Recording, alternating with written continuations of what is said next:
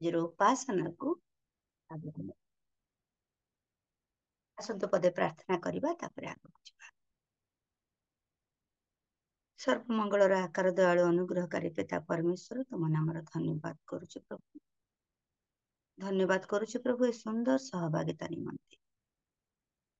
ହଁ ପ୍ରଭୁ, ତୁମେ ଆମମାନଙ୍କର ଦିନ ଗଣନା କରିଛ, ଆମମାନଙ୍କର ପ୍ରତ୍ୟେକଟି ମୁହୂର୍ତ୍ତ ତୁମେ ଗଣନା କରୁଛ ପ୍ରଭୁ। ପ୍ରଭୁ, ଏଇ ଯୋଉ କିଛି ସମୟ ତୁମ ସାନ୍ନିଧ୍ୟରେ ଆମେ ବସିଛୁ ପ୍ରଭୁ, କେବଳ ବସିବି ନୁହଁ ପ୍ରଭୁ, ଅନ୍ୟମନସ୍କ ହବୁ ନାହିଁ ପ୍ରଭୁ। ତୁମେ କଣ କହିବାକୁ ଚାହଁ ତାହା ଶୁଣିବୁ, ଜୀବନରେ କାର୍ଯ୍ୟକାରୀ କରିପାରିବୁ। ଆଉ ସମୟ ନାହିଁ ପ୍ରଭୁ, ତୁମେ ଆସିବ ପୁଣି କ୍ଷମା ଦେବ। ଅନେକ ଲକ୍ଷଣ ଦେଖାଗଲାଣି ପ୍ରଭୁ, ତୁମେ ଆମମାନଙ୍କୁ ପ୍ରସ୍ତୁତିର ଜୀବନ ଦିଅ।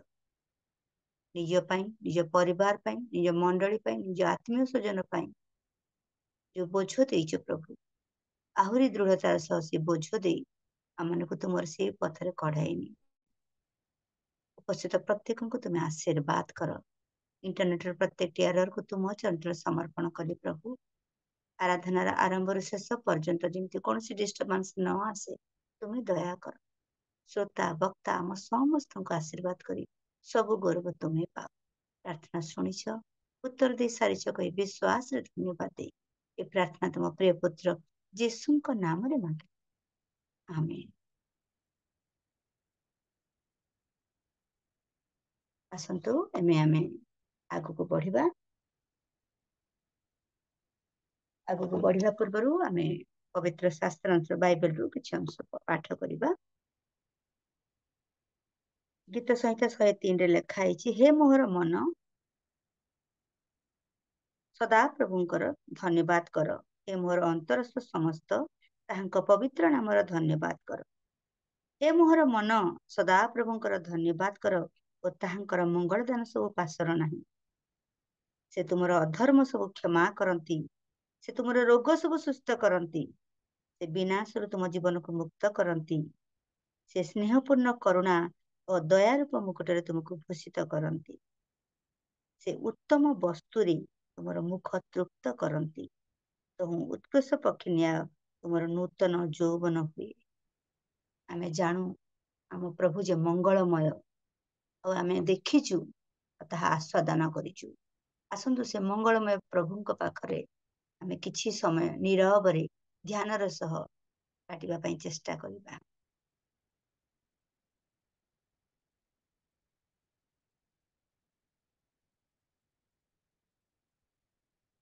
ପିଟର ଆଜ୍ଞା ୱାର୍ସିପର ଜଏନ୍ କରିନାହାନ୍ତି ବୋଧେ? ଆସନ୍ତୁ ଗୀତ ଦ୍ୱାରା ପ୍ରଭୁଙ୍କୁ ଗୌରବ ଦଉଥିବା ଆମର ୱାର୍ସିପର ଜଡ଼ିତ ହେଇନାହାନ୍ତି।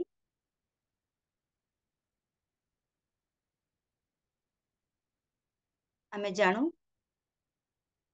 ଆମ ପ୍ରଭୁ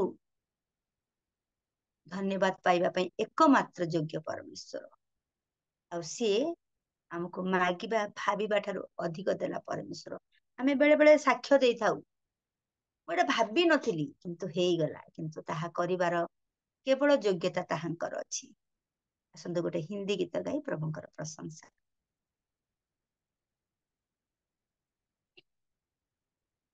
धन्यवाद के साथ स्तुति गाऊंगी, ऐ यीशु मेरे खुदा,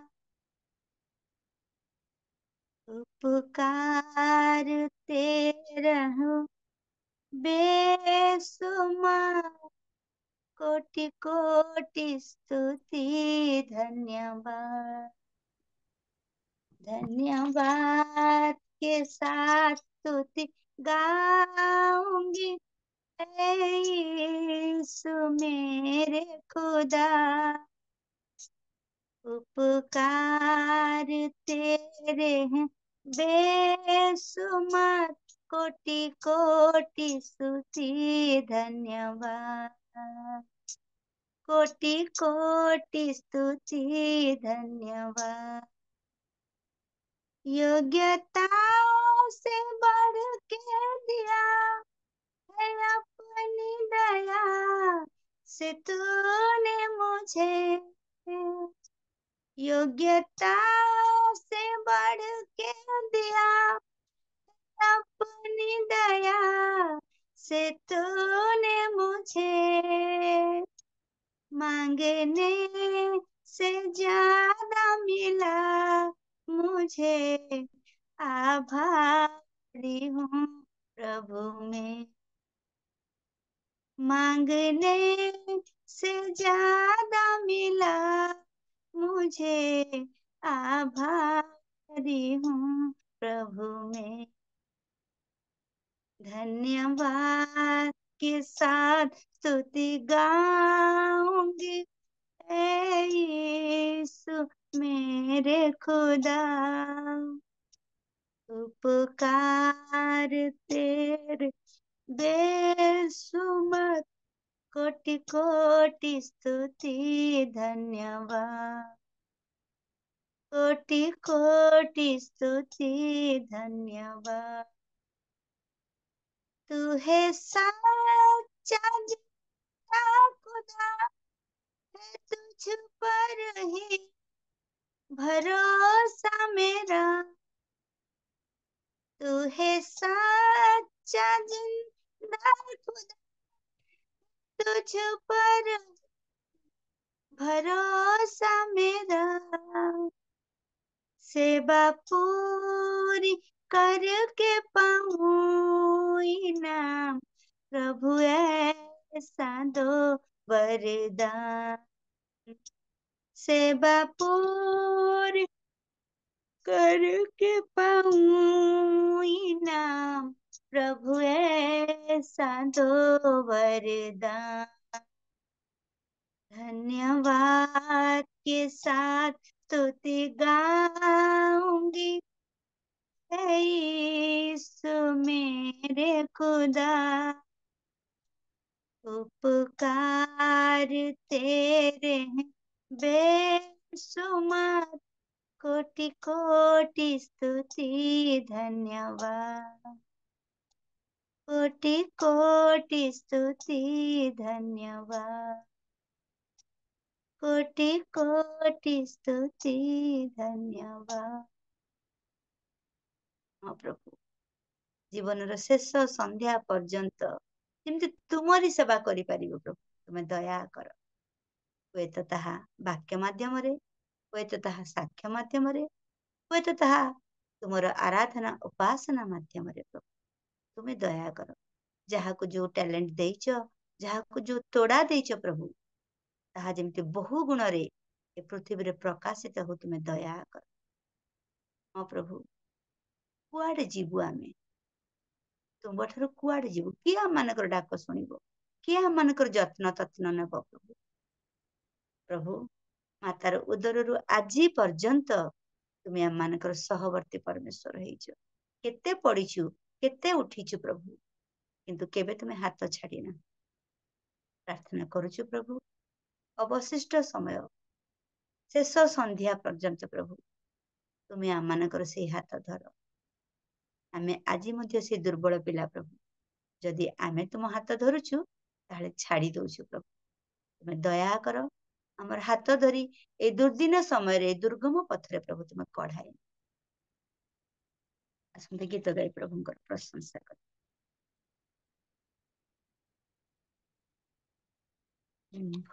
ठारू प्रभु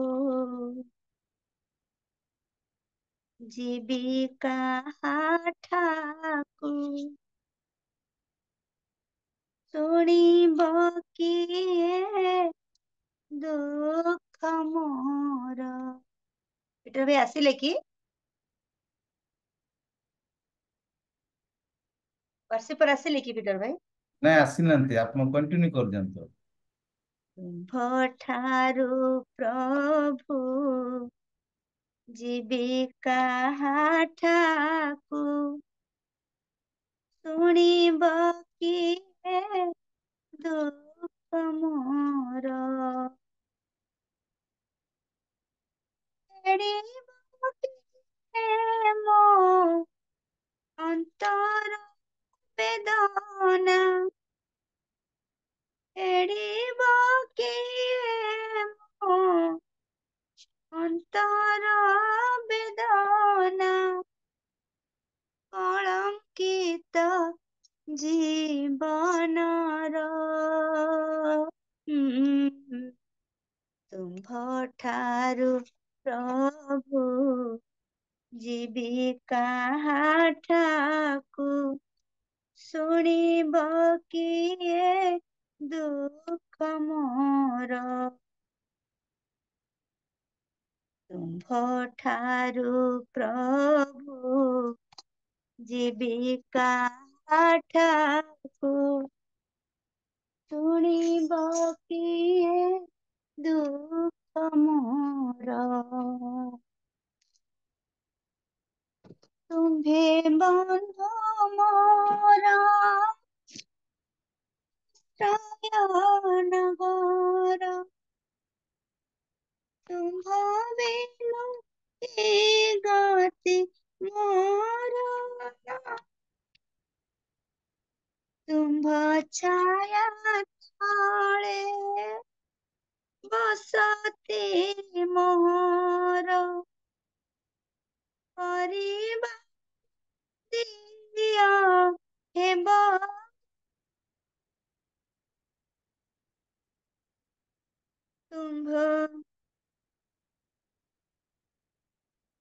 ତୁମ୍ଭେ ବନ୍ଧୁ ମୋର ଆଶ୍ରୟ ନଗର ତୁମ୍ଭ ଗତି ମୋର ତୁମ୍ଭ ଛାୟା ତଳେ ଆଶ୍ରୟ ମୋର କରିବାକୁ ଦିନ ହେ ବର ଭରସା ରଖି ମୁଁ ଫେରି ତ ଆସିଛି ଭରସା ରଖି ମୁଁ ଫେରି ତ ଆସିଛି ବାରେ ନାଥ ଦୟା କର ତୁମ୍ଭ ଠାରୁ ପ୍ରଭୁ ଯିବି କାହାଠାକୁ ଶୁଣିବ କିଏ ଦୁଃଖ ମୋର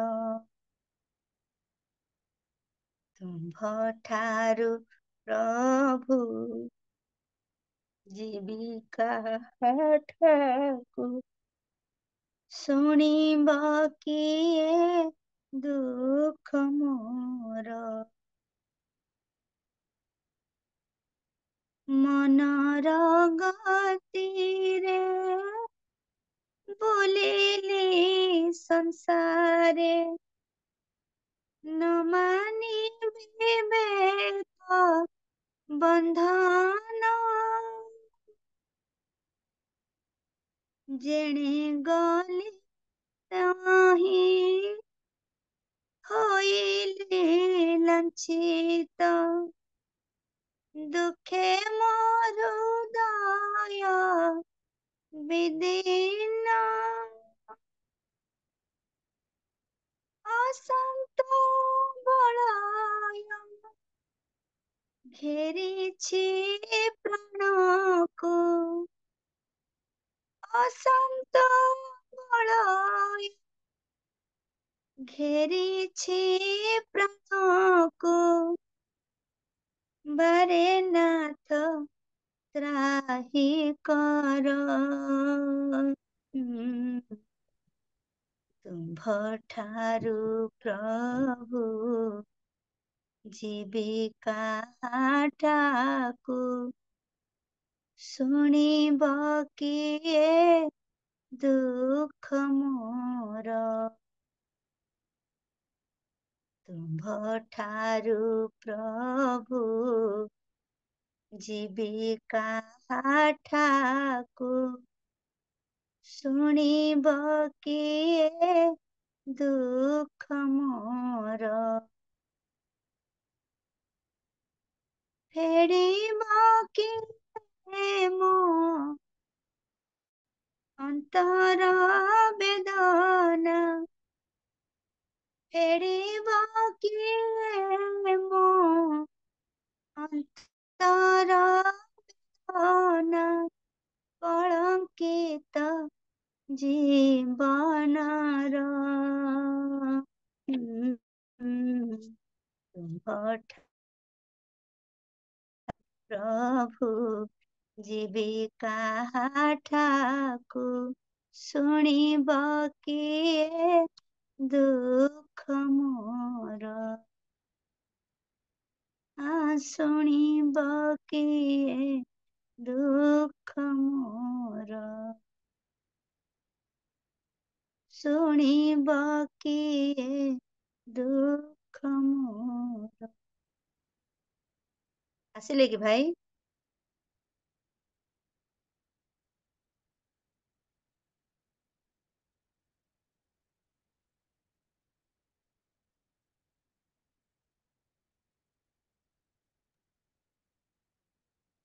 ଆପଣ ଆସନ୍ତୁ ସାରି ଦିଅନ୍ତୁ। ସିଷ୍ଟର ଆଗକୁ ନମସ୍କାର। ଗୀତ। ନମସ୍କାର ସାର୍, ପ୍ରେଜ୍ ଦ ଲର୍ଡ। ଆକ୍ଚୁଆଲି ମୁଁ ପ୍ରସ୍ତୁତ ନଥିଲି ତ, ଆସନ୍ତୁ ଗୀତ ଦ୍ୱାରା ପ୍ରଭୁଙ୍କୁ ଗୌରବ ଦେବା।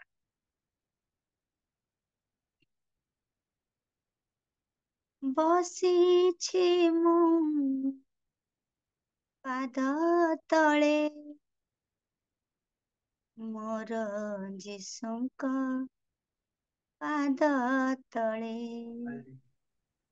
ମୋର ଯୀଶୁଙ୍କ ପାଦ ତଳେ ବସିଛି ମୁଁ ପାଦ ତଳେ ବସିଛି ମୁଁ ପାଦ ତଳେ ମୋର ଯୀଶୁଙ୍କ ପାଦ ତଳେ କେତେ ଶାନ୍ତି କେତେ ମୁକ୍ତି କେତେ ଶାନ୍ତି କେତେ ମୁକ୍ତି ପାଇଛି ମୁଁ ସେ ପାଦ ତଳେ ପାଇଛି ମୁଁ ସେ ପାଦ ତଳେ ବସିଛି ମୁଁ ପାଦ ତଳେ ବସିଛି ମୁଁ ପାଦ ତଳେ ମୋର ଯୀଶୁଙ୍କ ପାଦ ତଳେ ମୋର ଯୀଶୁଙ୍କ ପାଦ ତଳେ ନିରାଶ ମନରେ ଆସେ ଯେବେ କରେ ବିନତି ମୁଁ ତାଙ୍କ ପାଶେ ନିରାଶ ମନରେ ଆସେ ଯେବେ କରେ ବିନତି ମୁଁ ତାଙ୍କ ପାଶେ ମୋ ପ୍ରାର୍ଥନା ସେ ଶୁଣନ୍ତି ମୋ ପ୍ରାର୍ଥନା ସେ ଶୁଣନ୍ତି ଯେବେ ମୁଁ ଡାକେ ସେ ପାଦ ତଳେ ଯେବେ ମୁଁ ଡାକେ ସେ ପାଦ ତଳେ ଯେବେ ମୁଁ ଯୀଶୁଙ୍କ ପାଶେ ଯାଏ ପାପ କ୍ଷମା ଆଉ ପ୍ରେମ ପାଏ ଯେବେ ମୁଁ ଯୀଶୁଙ୍କ ପାଶେ ଯାଏ ପାପ କ୍ଷମା ଆଉ ପ୍ରେମ ପାଏ ମୋ ଜୀବନ ସମର୍ପି ଦିଏ ମୋ ଜୀବନ ସମର୍ପି ଦିଏ ଯେବେ ମୁଁ ଯାଏ ସେ ପାଦ ତଳେ ମୋର ଯୀଶୁଙ୍କ ପାଦ ତଳେ ଯେବେ ମୁଁ ତାଙ୍କରି ପାଦ ତଳେ ନୀରବରେ ବସି ଅଶ୍ରୁ ଢାଳେ ଯେବେ ମୁଁ ତାଙ୍କରି ପାଦ ତଳେ ନୀରବରେ ବସି ଅଶ୍ରୁ ଢାଳେ ଅଶ୍ରୁ ମୋର ସେ ପୋଛନ୍ତି ଅଶ୍ରୁ ମୋର ମୋର ସେ ପଛନ୍ତି ସାନ୍ତ୍ୱନା ପାଏ ମୁଁ ତାଙ୍କ ଠାରେ ସାନ୍ତ୍ୱନା ପାଏ ମୁଁ ତାଙ୍କ ଠାରେ ବସିଛି ମୁଁ ପାଦ ତଳେ ବସିଛି ମୁଁ ପାଦ ତଳେ ମୋର ଯୀଶୁଙ୍କ ପାଦ ତଳେ ମୋର ଯୀଶୁଙ୍କ ପାଦ ତଳେ କେତେ ଶାନ୍ତି କେତେ ମୁକ୍ତି କେତେ ଶାନ୍ତି କେତେ ମୁକ୍ତି ପାଇଛି ମୁଁ ସେ ପାଦ ତଳେ ପାଇଛି ମୁଁ ସେ ପାଦ ତଳେ। ହଁ ପ୍ରଭୁ, କିଏ ତୁମ ପରି ଆମମାନଙ୍କୁ ପ୍ରେମ କରିବ ପ୍ରଭୁ? କିଏ ତୁମମାନଙ୍କ ପରି ଆମମାନଙ୍କର ଦୁଃଖ ଲାଘବ କରିବ ପ୍ରଭୁ? କିଏ ତୁମ ପରି ଆମକୁ ଖତରୁ ଉଠାଇବ? ହଁ ପ୍ରଭୁ, ଏତେ ପ୍ରେମ କଲ ପ୍ରଭୁ, ଶେଷ ରକ୍ତ ଟୋପା ଢାଳିଦେଲ ପ୍ରଭୁ।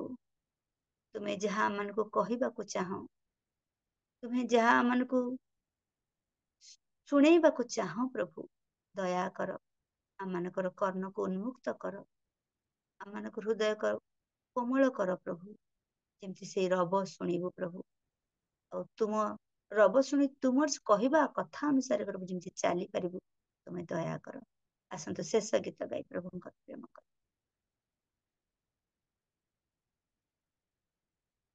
ଯୀଶୁଙ୍କ ପରି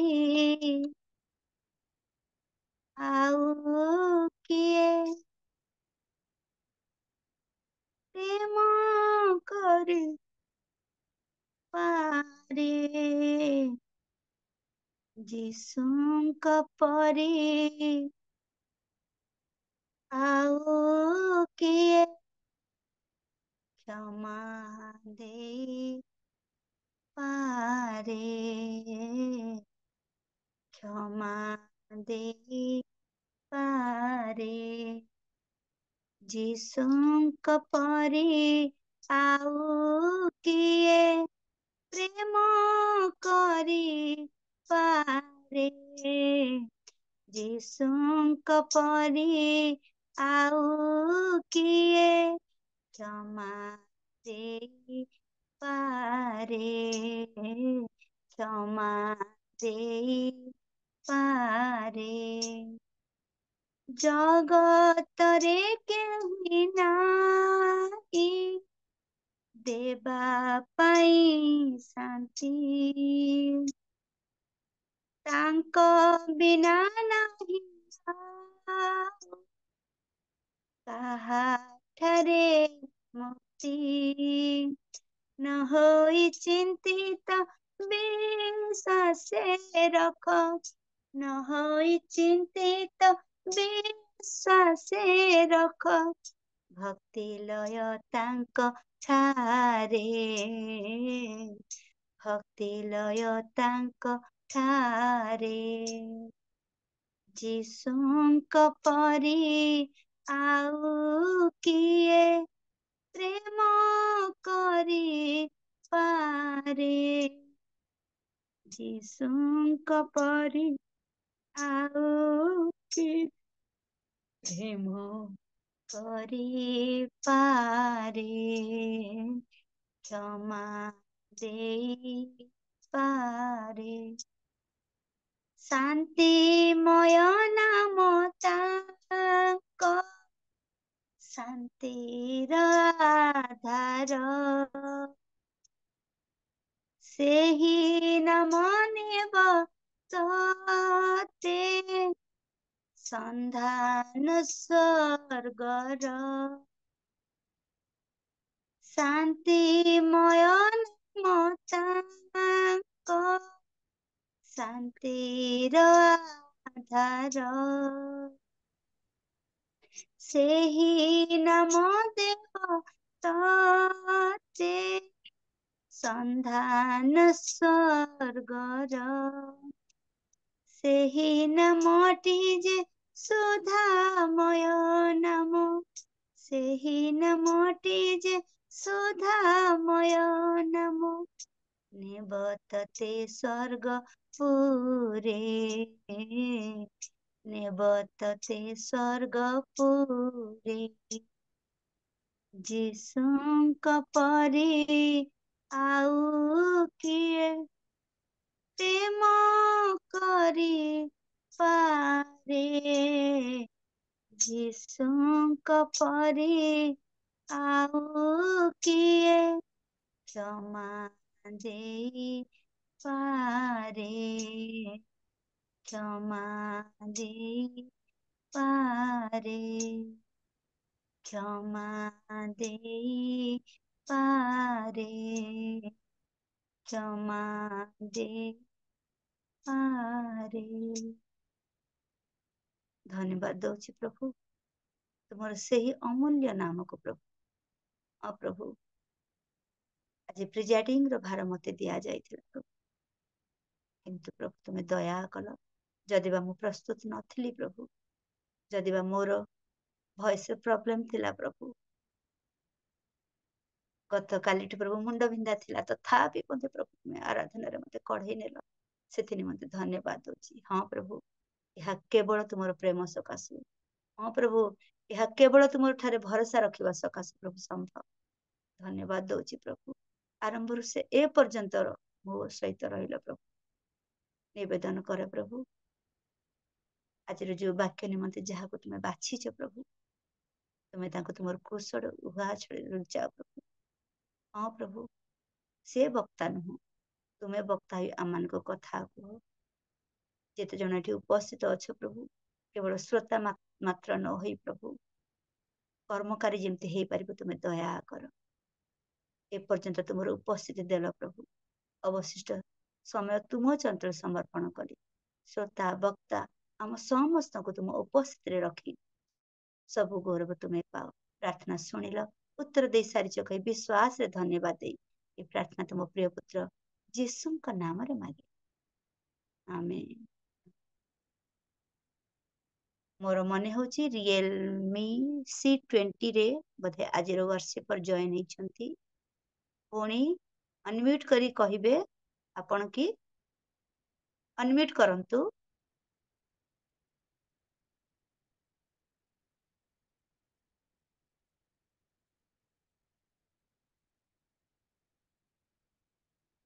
ଅନମ୍ୟୁଟ କରନ୍ତୁ ଭଉଣୀ।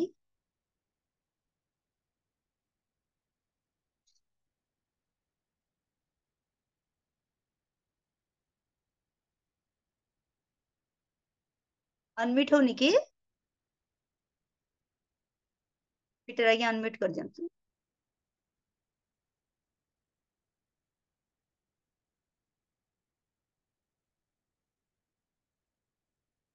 ପ୍ରେଜ ଦ ଲର୍ଡ ଭଉଣୀ, ଏବେ କୁହନ୍ତୁ ଆପଣ। ହଁ ଦିଦି ଲେସି ଭଉଣୀ ସମସ୍ତଙ୍କୁ ପ୍ରେଜ୍ ଲର୍ଡ। ଗୋଟେ ଗୀତ ଗାଆନ୍ତୁ, ସେ କାହିଁକି ସମୟ ହେବନି ମେସେଜ ପାଇଁ। ହଁ, ଆପଣ ଗୋଟିଏ ଗୀତଟି ଗାଆନ୍ତୁ, ତାପରେ ଆମେ ଗୋଟିଏ ଗୀତ। ଆଗକୁ ପଢିବା। ଗାଆନ୍ତୁ। ଆପଣମାନେ ଆପଣ ନାଁ ଲେଖି ନାହାନ୍ତି ତ, ସେଥିପାଇଁ ଆମେ ଜାଣିପାରିଲୁ ନାହିଁ। ହଁ ଗାଆନ୍ତୁ।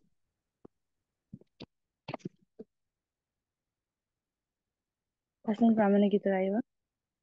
ଦୟା ପରେ ଦୟା କରିଛ ମତେ ପ୍ରଭୁ, ଦୟାରେ ମୁଁ ପାଇଛି ସବୁ। କ୍ଷମା ପରେ କ୍ଷମା କରିଛ ମତେ ଯୀଶୁ, କ୍ଷମାରେ ମୁଁ ଲଭିଛି ସବୁ। हे ଯୀଶୁ ତୁମ ଦୟା ମୋ ପ୍ରତି ବଡ଼ ପ୍ରଭୁ। हे ଯୀଶୁ ତୁମ ଦୟା ମୋ ପ୍ରତି ବଡ଼ ପ୍ରଭୁ, ମୋ ପ୍ରତି ବଡ଼ ପ୍ରଭୁ, ମୋ ପ୍ରତି ବଡ଼ ପ୍ରଭୁ। ଦୟା ପରେ ଦୟା କରିଛ ମତେ ପ୍ରଭୁ, ଦୟାରେ ମୁଁ ପାଇଛି ସବୁ। କ୍ଷମା ପରେ କ୍ଷମା କରିଛ ମତେ ଯୀଶୁ, କ୍ଷମାରେ ମୁଁ ଲଭିଛି ସବୁ। ପ୍ରତି ମୁହୂର୍ତ୍ତେ ତୁମ ଦୟା, ଓ ପ୍ରତି ନୂଆ ନୂଆ ଯେବେ ଖୋଜେ ତୁମ କରୁଣା, କରିନ କେବେ ଊଣା। ପ୍ରତି ମୁହୂର୍ତ୍ତେ ତୁମ ଦୟା, ମୋ ପ୍ରତି ନୂଆ ନୂଆ ଯେବେ ଖୋଜେ ତୁମ କରୁଣା, କରିନ କେବେ ଊଣା। ନହେବ କେବେ ଶେଷ ତୁମରି ସେ କରୁଣା, ନହେବ କେବେ ଶେଷ ତୁମରି ସେ କରୁଣା, ତୁମରି ସେ କରୁଣା ସଦା ଥାଉ। ଦୟା କରିଛ ମତେ ପ୍ରଭୁ, ଦୟାରେ ମୁଁ ପାଇଛି ସବୁ। କ୍ଷମା କରିଛ ମତେ ଯୀଶୁ, କ୍ଷମାରେ ମୁଁ ଲଭିଛି ସବୁ। ତୁମରି ମଙ୍ଗଳ ଦୟା ମୋ ସଙ୍ଗେ ନିତି ରହୁ, ତୁମରି ଅମୃତ ଆଶୀଷ ମୋ ପ୍ରତି ସଦା ଥାଉ। ତୁମରି ମଙ୍ଗଳ ଦୟା ମୋ ସଙ୍ଗେ ନିତି ରହୁ, ତୁମରି ଅମୃତ ଆଶୀଷ ମୋ ପ୍ରତି ସଦା ଥାଉ। ସର୍ବଦା ମୋଷ୍ଟ ତୁମରି ସ୍ତୁତି କରୁ, ସର୍ବଦା ମୋଷ୍ଟ ତୁମରି ସ୍ତୁତି କରୁ, ତୁମରି ସ୍ତୁତି କରୁ, ମୋ ପ୍ରତି ସଦା ଥାଉ। ଦୟା କରିଛ ମତେ ପ୍ରଭୁ, ଦୟାରେ ମୁଁ ପାଇ ସବୁ। କ୍ଷମା କରିଛ ମତେ ଯୀଶୁ, କ୍ଷମାରେ ମୁଁ ଲଭିଛି ସବୁ। ଦୟାରେ ମୁଁ ପାଇଛି ସବୁ, କ୍ଷମାରେ ମୁଁ ଲଭିଛି ସବୁ। ଧନ୍ୟବାଦ। ହାଲେଲୁୟା। ଧନ୍ୟବାଦ ଭଉଣୀ, ସୁନ୍ଦର ଗୀତ ଦ୍ୱାରା ଆମମାନଙ୍କୁ କଢେଇ ନେଲେ। ଯଦି ବା ଆମେ ଜାଣିପାରିଲୁ ନାହିଁ ଆପଣ ଅଛନ୍ତି ବୋଲି, ଯେହେତୁ ଆପଣ ନାଁ ଲେଖି ନଥିଲେ, ଆଉ ଯାହା ହଉ ପ୍ରଭୁଙ୍କର ଆରାଧନା ଉପାସନା ହେବାରେ କୌଣସି ବାଧା ଆସିନାହିଁ। ପ୍ରଭୁ ତାଙ୍କର କାର୍ଯ୍ୟ ନିରୂପିତ ସମୟରେ ନିରୂପିତ ଲୋକମାନଙ୍କ ଦ୍ୱାରା କରେଇଥାନ୍ତି। ତାଙ୍କର ଆରାଧନାରେ କେବେ କୋଉଠି ବାଧା ହୁଏ ନାହିଁ, ଆଜି ମଧ୍ୟ ହେଇନାହିଁ। ଅନୁରୋଧ କରିବି ନେକ୍ସଟ ଟାଇମ୍ ୱାର୍ସିପ ପାଇଁ ଆପଣଙ୍କୁ ଯେତେବେଳେ ଯୋଗଦାନ ଦେବା ପାଇଁ ଅନୁରୋଧ କରାଯିବ, ଜଏନ୍ କରିବା ପୂର୍ବରୁ ସେଇ ଡିଭାଇସରେ ଆପଣଙ୍କ ନାଁ ଲେଖିକି ଜଏନ୍ କରିବେ, ତାହେଲେ କାହାକୁ ବି ପ୍ରୋବ୍ଲେମ ହବ ନାହିଁ। ଆସନ୍ତୁ ଆମେ ଆଜିର ମୁଖ୍ୟ ସମୟରେ ଆମେ ପହଞ୍ଚିଛୁ। ଆମେ ଜୁମ୍ରେ ଜଡ଼ିତ ହେବାର ଆମମାନଙ୍କର ଏକମାତ୍ର ଉଦ୍ଦେଶ୍ୟ, ଯେତେବେଳେ କରୋନା ଆସିଲା, ଏଇ ଜୁମ୍ କେବଳ ଗୋଟେ ବିଷୟ ପାଇଁ ଈଶ୍ୱରଙ୍କ ଦ୍ୱାରା ଖୋଲାଗଲା, ଯେ ଆମେ ପ୍ରଭୁଙ୍କର ସେଇ ନିଗୁଢ ତତ୍ତ୍ୱ ସବୁ ଜାଣିପାରିବା, ବାକ୍ୟ ଶୁଣିପାରିବା, ନିଜକୁ ସଜାଡି ପାରିବା। ଯେତେବେଳେ ଦ୍ୱାର ସବୁ ବନ୍ଦ ହେଲା, ଏଇ ଜୁମ୍ ହିଁ ଏକମାତ୍ର ଦ୍ୱାର ଥିଲା, ଯାହା ମାଧ୍ୟମରେ ଆମେ ଘରେ ବସି କିଏ କୋଉଠି ଆମେ ଅଛୁ, କିନ୍ତୁ ଲାଗୁଛି ଗୋଟେ ଗୃହରେ ଆମେ ବସି ପ୍ରଭୁଙ୍କର ଆରାଧନା ଉପାସନା କରୁଛୁ। ମୁଁ ଅନୁରୋଧ କରିବି, ସୁଜାତା ଜେନା ଭଉଣୀ ଅଛନ୍ତି, ଆଜିର ୱାର୍ସିପ କରିଥିବା ବ୍ଲେସି ଭଉଣୀ ପାଇଁ, ପୁଣି ବକ୍ତାଙ୍କ ପାଇଁ ପଦେ ପ୍ରାର୍ଥନା କରିବେ, ତାପରେ ଆମେ ଆଗକୁ ଯିବା।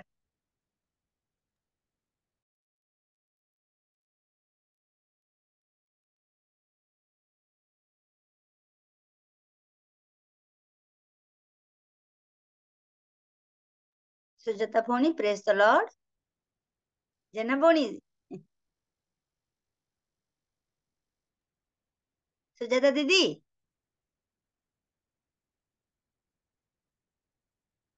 ଦିଦି, ପ୍ରେଜ ଦ ଲର୍ଡ ଭଉଣୀ। प्रेज द लॉर्ड दीदी आज वर्शिप करिथिबा भौणी पाई ब्लेसी भौणी पाई पुणी वक्तांको पाई पुणी उपस्थित प्रत्येक डिवाइस समस्तଙ୍କ ପାଇଁ प्रार्थना जोड़ी आसन्तु प्रार्थना करबा।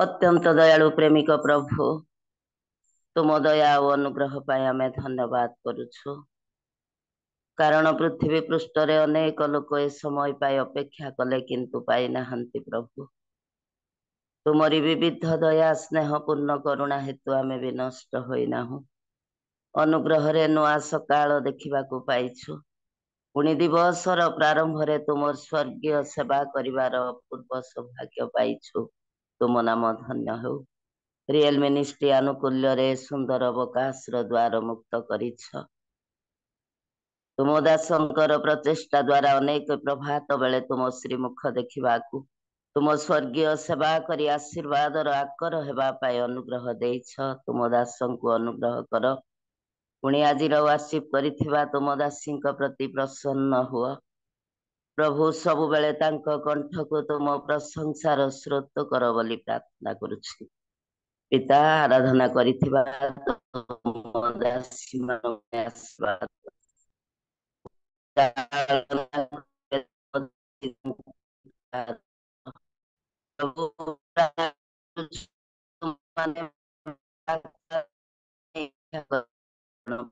तुमको आमको जीवन प्रयोजनीय प्रभु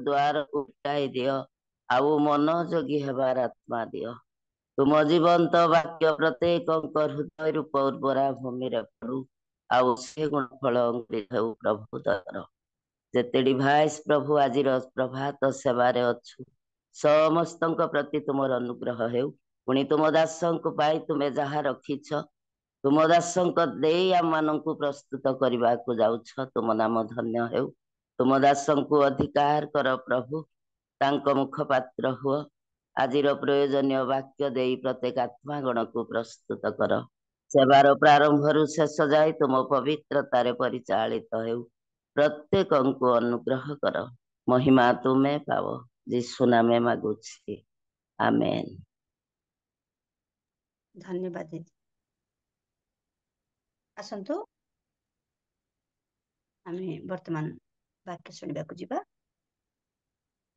आज आम गहन रे उपस्थित अच्छंती प्रभुंकर दास सी गजपति रे रुहंती अंडर सिंह पालक सी प्रथमतः करी मु आज आह्वान करुछि आह्वान करिवार सुयोग पाइछि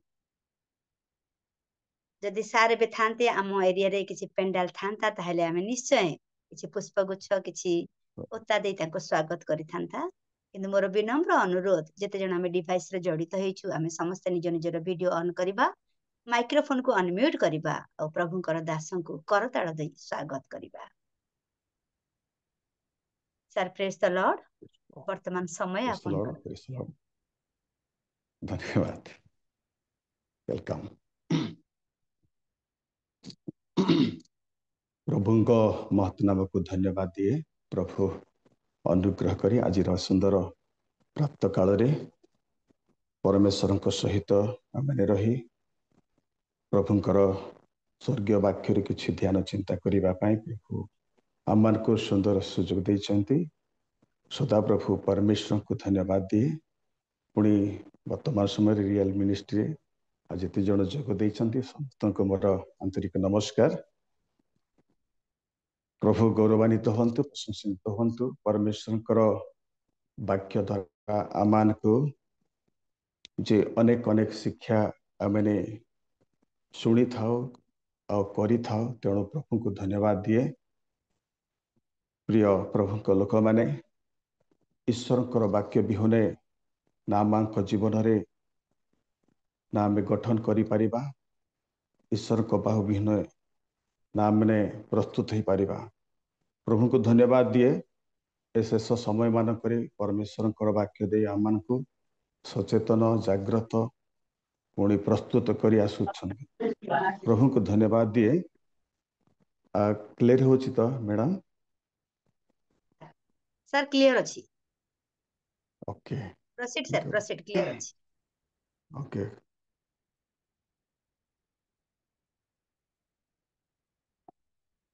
आज परमेश्वरंकर वाक्यरू गोटे एमिति प्रकार विश्वासीर कथा मैंने शुणिबा जहाँ लोकलिखित सुसमाचार तार 7 अध्याय तार आरंभरू आम 9 पर्यंत पढ़िकी से स्थान रे जहाँ जहाँ लेखा जाइछि आमनकर शिक्षणीय विषय जन व्यक्ति द्वारा नितांत भाव में आम शिखा जीवा। एटी एपरि लेखा अच्छी से लोक मानक कर्णगोचर आपणार समस्त कथा समाप्त करी कर्फनाहम को प्रवेश कले। से समय जड़े सतसेनापति दास पीड़ित होई मृत पाई होइथिला। से ताहांको प्रिय पात्र थिला। से जीशुंको संबंधरे संबंध पाई से जेपरी आसी तांको दासंको प्राण रक्षा करती एथि निमंत्रे ताहांको निकटको जिहुदी मानक केतक प्राचीन मानक पठाई ताहांको अनुरोध कले। से माने जीशुंको निकटरे उपस्थित होई ताहांको विशेष विनती करी कहिबाकू लागिले आपण जे तांको निमंते यह करिवे से सेथिर योग्य अटंती कारण से आम्भ मानक जाति को प्रेम करती और आपे आम्भ मानक निमंते समाज गृह तोली दे अछंती। सेथिरे जीशु से मानक सांगरे गले और से घरर अल्प दूर उपस्थित हुअन्ते सत सेनापति बंधु मानक पठाई ताहां कहिले प्रभु कष्ट करंतु नहीं कारण आपण जे मो घरे पाद पकाइबे मो एपरि योग्य नुहे एणु मु आपणक निकटकू जीवाकू निजकू योग्य मणिले नहीं किंतु पदे आज्ञा करंतु मोहर दास सुस्थ हब कारण मु पराधीन मनुष्य हेले सुधा मोहर अधीन रे सैन्य माने अछंती आ मु जणकू जाओ कहिले ताहा से जाए अन्य को आस कहिले से आसे पुणी मोहर दासंकु यह कर कहिले से ताहा करे। जीशु ए समस्त कथा शुणी तांको विषय चमत्कृत हेले और बुली पड़ी ताहांको पछरे आसुथिबा लोक समूह कहिले मु तुम मान को कहूअछि इस्राएल मध्य सुधा एते बड़ विश्वास पाई नहीं इत्यादि कथा। प्रभु गौरवान्वित हुंतु प्रशंसित हुंतु। प्रिय प्रभुक लोक माने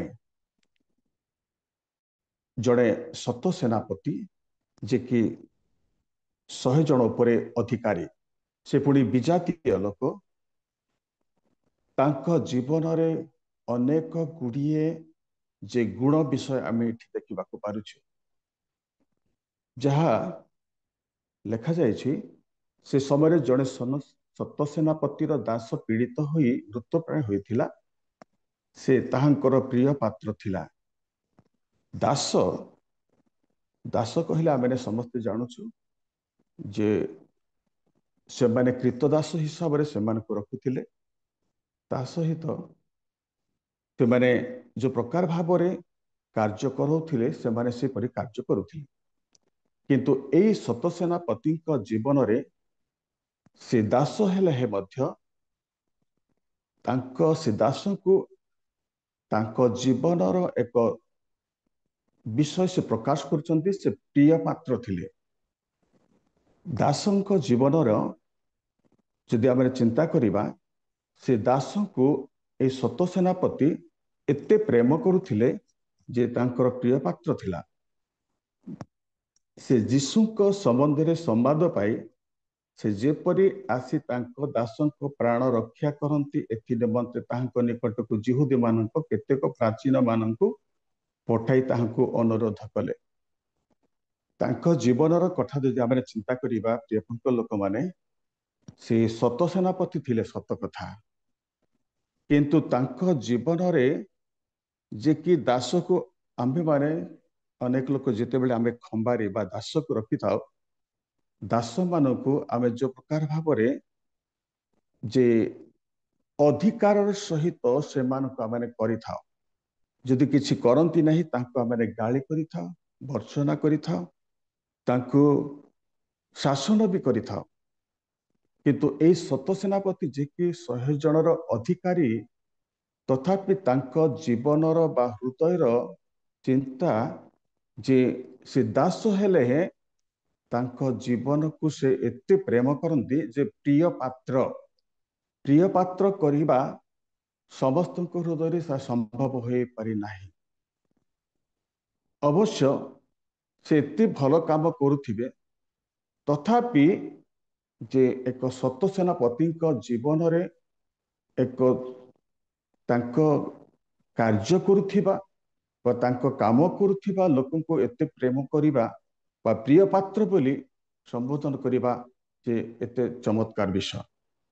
ତେଣୁ ପ୍ରିୟପଙ୍କ ଲୋକମାନେ ଏ ସତ ସେନାପତିଙ୍କର ହୃଦୟ ବିଷୟ ମାନେ ଚିନ୍ତା କରିବା ଯେ ଯେତେବେଳେ ତାଙ୍କ ଦାସଟି ସେ ପୀଡ଼ିତ ଅବସ୍ଥା ହେଲେ, ସେତେବେଳେ ସେ କେତେକ ପ୍ରାଚୀନ ମାନଙ୍କୁ, ଅର୍ଥାତ୍ ପ୍ରାଚୀନ କହିଲେ ମଧ୍ୟ ଏପରି ଲୋକମାନେ ଯେଉଁମାନେ କି ଜ୍ଞାନରେ, ବୁଦ୍ଧିରେ, ଚିନ୍ତା କରିବା ଶକ୍ତି, ବିବେଚନା କରିବା ଶକ୍ତି ଆଉ ଯେଉଁମାନଙ୍କର ଅଧିକ ପ୍ରଚୁର ପରିମାଣରେ ଥାଏ।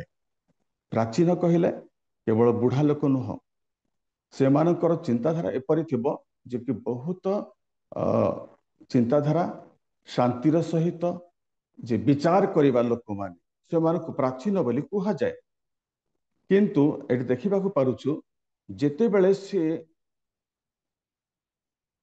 ଦାସଟି ଅସୁସ୍ଥ ପୀଡ଼ିତ ହେଲେ, ସେତେବେଳେ କେବଳ ଜିହୁଦୀ ମାନଙ୍କୁ କେତେକ ପ୍ରାଚୀନ ମାନଙ୍କୁ ପଠାଇ ସେମାନଙ୍କୁ ଅନୁରୋଧ କଲେ, ସେମାନେ ଯୀଶୁଙ୍କ ନିକଟରେ ଉପସ୍ଥିତ ହୋଇ ତାହାଙ୍କୁ ବିଶେଷ ବିନତି କରି କହି ଲାଗିଲେ, ଆପଣ ଯେ ତାଙ୍କ ନିମନ୍ତେ ଏହା କରିବେ ସେ ଜଣେ ଯୋଗ୍ୟ ଅଟନ୍ତି। ଜଣେ ଲୋକଙ୍କ ବିଷୟରେ ଯୀଶୁଙ୍କ ନିକଟକୁ ଯାଇ ପ୍ରାଚୀନ ମାନେ, ଜିହୁଦୀ ମାନଙ୍କ କେତେକ ପ୍ରାଚୀନ ମାନଙ୍କୁ ପଠାଇ ସେମାନେ କହୁଛନ୍ତି ଯେ ତାଙ୍କ ପାଇଁ ତୁମେ ଯାହା କରିବାକୁ ଯାଉ ତ ସେ ଯୋଗ୍ୟ ଅଟନ୍ତି, କାରଣ ସେ ଆମ୍ଭମାନଙ୍କ ଜାତିକୁ ପ୍ରେମ କରନ୍ତି। ପ୍ରଥମ କଥା ହେଲା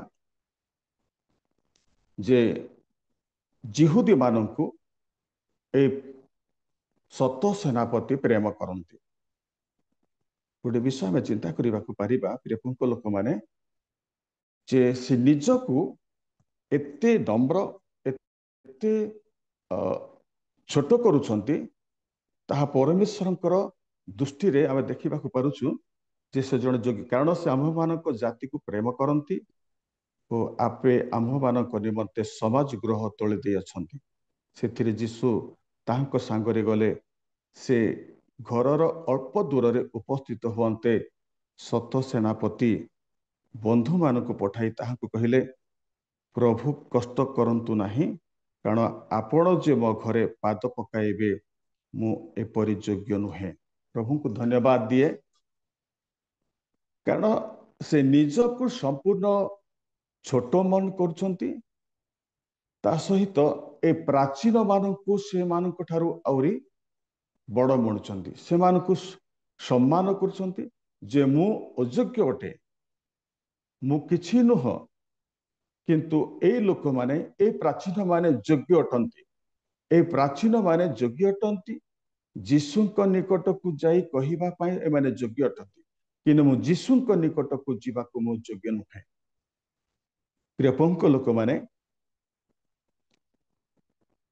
ଆମେ ନିଜକୁ ଉଚ୍ଚା କରିଥାଉ, ଅନ୍ୟମାନଙ୍କୁ ଆମେ ନିଚା ଦେଖିଥାଉ, କିନ୍ତୁ ଏଇ ସତ ସେନାପତି ସେ ପ୍ରାଚୀନ ମାନଙ୍କୁ ଯେ ଯୀଶୁଙ୍କ ନିକଟକୁ ଯିବା ପାଇଁ ଏଇ ଲୋକମାନେ ଯୋଗ୍ୟ, କିନ୍ତୁ ମୁଁ ଯୋଗ୍ୟ ନୁହେଁ। ମୁଁ ଅଧିକାରୀ ହେଇପାରନ୍ତି, ମୁଁ ଅନ୍ୟକୁ ବସ ବୋଲେ ବସନ୍ତି, ଆଉ ଜଣକୁ ଯାଅ କଲେ କହିଲେ ସେମାନେ ଯାଆନ୍ତି, କିନ୍ତୁ ମୁଁ ଅଯୋଗ୍ୟ ଲୋକ। କିନ୍ତୁ ତାଙ୍କ ଜୀବନରେ ଜଣେ ଦାସଙ୍କୁ ମଧ୍ୟ ନିଜ ଦାସଙ୍କୁ ପ୍ରେମ କରିବା, ପ୍ରେମ ପାତ୍ର କରିବାର ତାଙ୍କ ଜୀବନରେ ଯେ ଅଛି, ତଥାପି ସେ ନିଜକୁ ଅଯୋଗ୍ୟ ମଣୁଛନ୍ତି। କାହିଁ ଜଣେ ପରମେଶ୍ୱରଙ୍କ ବା ପ୍ରଭୁ ଯୀଶୁ ଖ୍ରୀଷ୍ଟଙ୍କ ନିକଟକୁ ଯିବା ପାଇଁ मु निजकु अयोग्य अटे किंतु ए प्राचीन माने जो माने कि से माने योग्य यह से मन करुचंदी प्रकृत भाव में आम अन्य मानकु देखी तो मु सब किसी जानी मो बड़ लोक मु ए काम करुच्ची मु ताहा करने को पारुची किंतु एमाने किछि करि पारु नाहंती एमती आम जीवन अनेक समय आम भावी था किंतु ए सत सेनापतिंकर हृदयर बा चिंता भावना एवं नम्रता गुण भयर गुण भक्तिर गुण आम एठारे देखा पारुछु कृपंक लोक माने आ से निजकु नीचा करुचंती अन्य मानकु उच्चा करुचंती आ निजकु से अयोग्य मनुचंती अन्य मानकु योग्यता करी कहउचंती अवश्य सेमानक ठारु से अधिकारी से माने प्राचीन लोक माने